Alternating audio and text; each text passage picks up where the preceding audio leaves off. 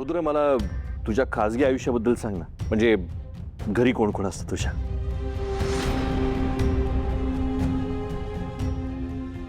Sir, मी अनाथ आहे. माझे वडील मी लहान असतानाच वारले आणि आई मागच्या 3 वर्षांपूर्वी मला सोडून देवाघरी गेली. त्यामुळे माझं असं म्हणायला माझ्या मागे पुढे कोणीच नाही आहे.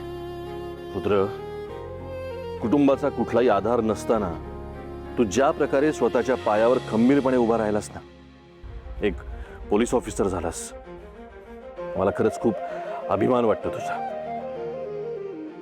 सर, तुमचे हे शब्द माझ्यासाठी आशीर्वादासारखे आहेत.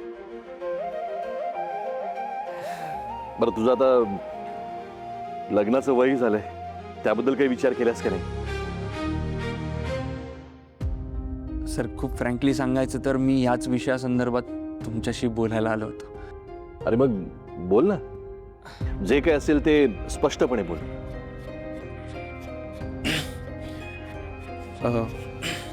सर, ते असं आहे की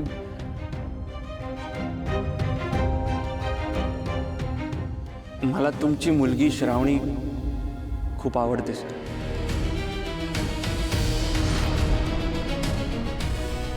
काय आज श्रावणीचा हात मागायला आलाय?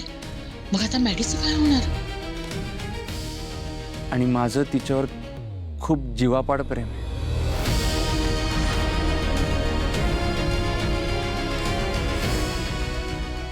पण म्हणजे सर, म्हणजे तुमची परवानगी असेल तरच. रुद्र, श्रावणी तुला आवडते हे ऐकून बरं वाटलं.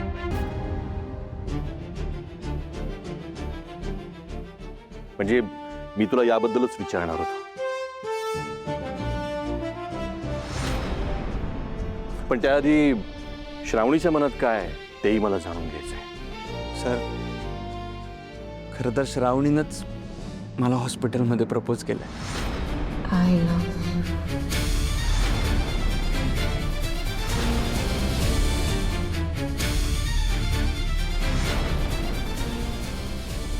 हो, म्हणजे तिचं सुद्धा माझ्यावर प्रेम आहे आणि ती खूप खुश आहे आमच्या नात्याबद्दल. तसं असेल तर चांगलंच आहे. म्हणजे माझ्यासाठी ही आनंदाची बातमीच आहे. माझ्या मुलीचं लग्न एका प्रामाणिक आणि कर्तबगार मुलाशी होत आहे. अरे, मोठं भाग्य आहे तिचं. सर, मी तुम्हाला शब्द देतो, मी श्रावणीला राणीसारखं जपेन. माझा विश्वास आहे तुझ्यावर.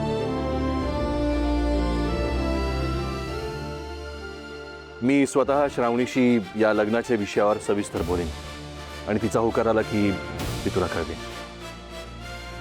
ठीक आहे सर.